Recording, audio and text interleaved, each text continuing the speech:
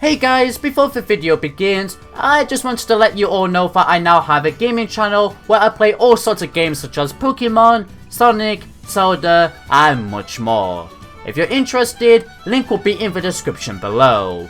You betcha I'll be reacting to the Pokemon Direct over there as well. Alright, with that said, onto the video.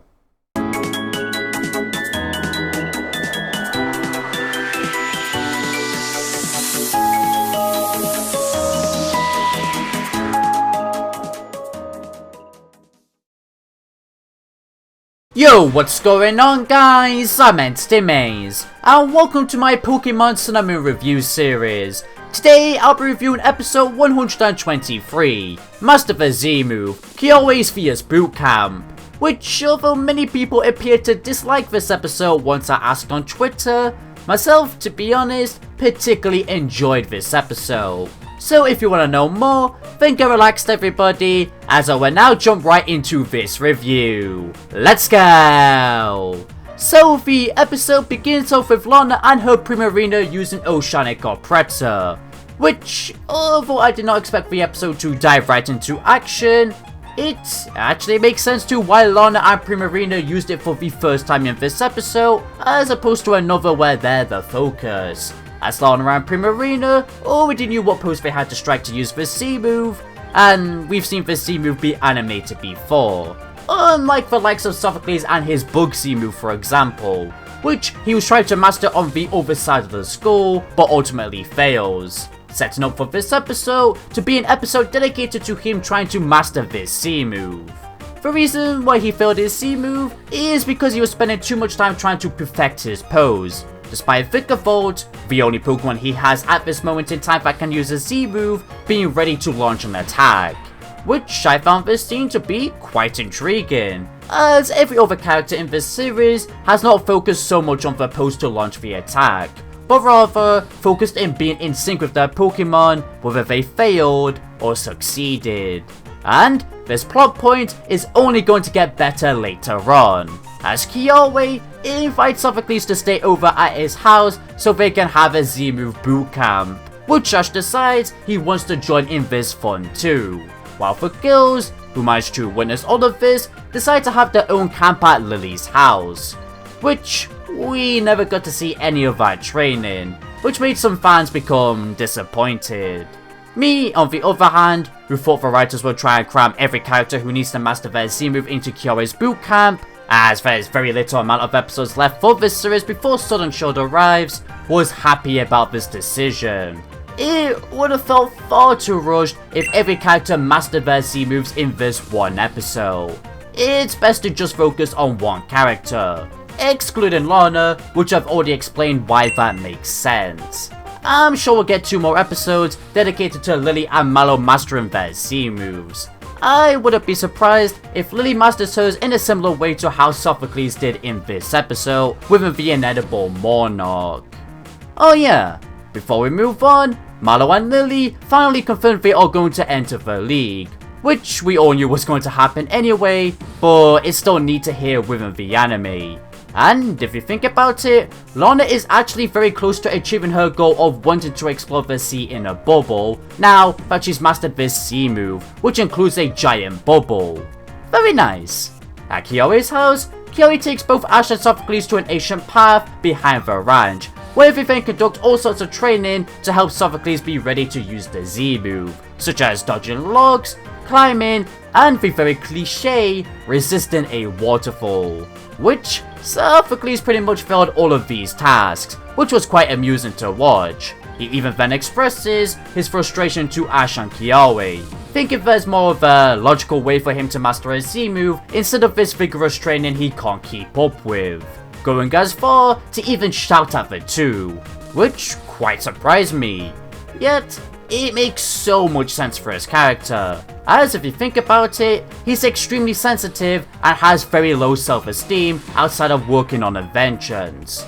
So, yeah, it felt really realistic, and that's what I like about his character as well, how realistic he feels.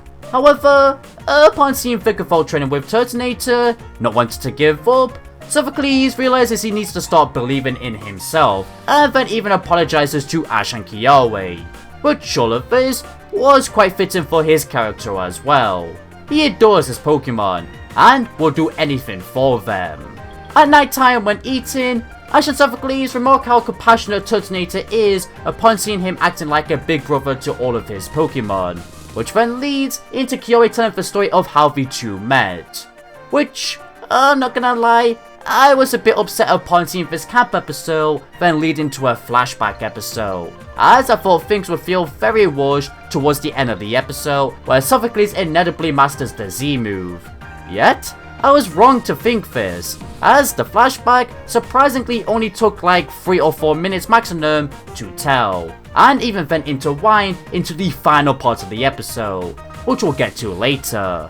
As firstly, I should state what happened within that flashback, which was basically that Kiawe met Turtonator on a milk delivery run, witnessing it battling a Crawdont, so the wild Pokemon in the forest could use the palm it claimed. However, Turtonator lost, which Kiawe then offers to heal it with a berry, but it rejects. And then over the course of the next couple of days, he witnesses this Turtonator keep coming back and back to battle this Crawdont, yet losing again and again. Then eventually asking Turtonator if he could train it to claim the palm back, while offering it some milk, which this Pokemon accepts after being tired of losing. And what do you know?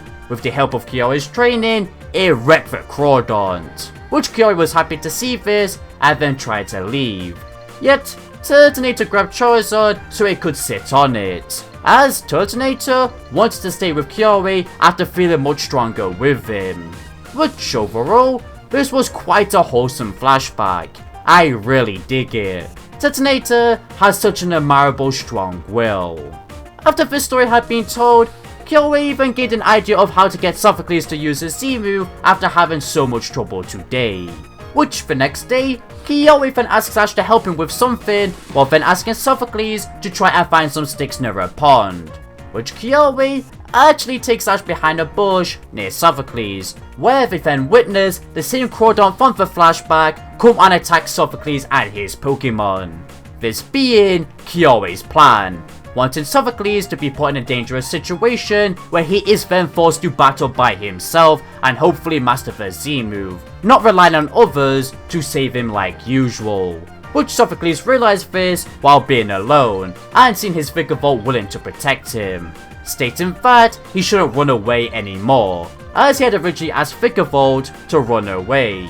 And after a bit of a beating from this Crawdont, it actually being a threat, which I really admired, Sophocles comes up with a strategy for Vikavolt to use Signal Beam on the ground while it was getting beat up to then discharge the Pokemon in the air. This then making the Sea Crystal sparkle, where Sophocles decides to take the risk of using it upon seeing Vikavolt ready to use it. The two, this time around, successfully pulling off the Z move and defeating this Pokemon, which was absolutely brilliant in my eyes. This was a standout development for Sophocles, who always relied on others and believed he wasn't good in battles. What a clever plan from Kiawe. The flashback intertwined into this Z move camp perfectly. If I had any issues with this scene, that would be that the animation for Savage Spinout, the bug Z move, wasn't as spectacular as I thought it would be. And you know, if Sophocles didn't know about Kiawe's plan, why didn't he get Togedemaru to battle this Crawdont as well? But I can let that Togedemaru thing slide, as what we had received in the end with Sophocles and Vikavolt was stunning. Ending this episode off though, Ash and Kiawe come out from the bushes and reveal to Sophocles that this was Kiawe's plan to get Sophocles to use the Z move, which Sophocles was actually confused about this. Again, fitting his character very well. And both him and Ash then learned that the Crawdont Sophocles battled was actually on good terms with Kiawe, Turtonator, and the forest Pokemon now. Kiawe actually asking it to do this plan for him, which was a beautiful twist. Altogether, I can see that this episode is definitely one worth watching for yourself if you haven't already. I do truly believe that this was a surprisingly wonderful episode, despite half the fandom actually being split on this episode. Which that mostly is because they believe the episode didn't flow nicely. Yet, I personally found the pacing to be one of the best factors we got in this episode. They made two stories intertwine into a staggering and fair way. Unlike episode 106 for example, which I still feel like would have worked far better if it was 2 episodes. But, yeah, I for sure had a bundle of fun watching this episode. It's for sure the best development Sophocles has received so far within the series as well. I mean, obviously it's nowhere near as good as any of the other companions in this series, but I still really appreciate it. When it comes to my season 3 leaderboard, I'll be putting this episode in the middle at number 15 out of 33 episodes, while it holds a respectful 53 out of 123 episodes on the overall leaderboard. As always, links to the leaderboards will be in the description below. If you have seen this episode though, then do let me know in the comments down below what you personally thought of this episode though. I love to hear, as we can have different opinions, and it can help others if they haven't watched this episode, if they do want to watch it or not. Seeming as, like I said, everybody seems to be split on this episode. But again, I just adored it so much. But with that said, that now concludes today's review.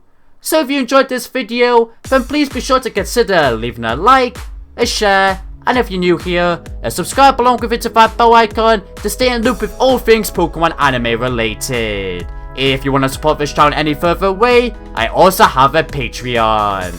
Thank you for watching everybody, this is Entity Maze, signing out.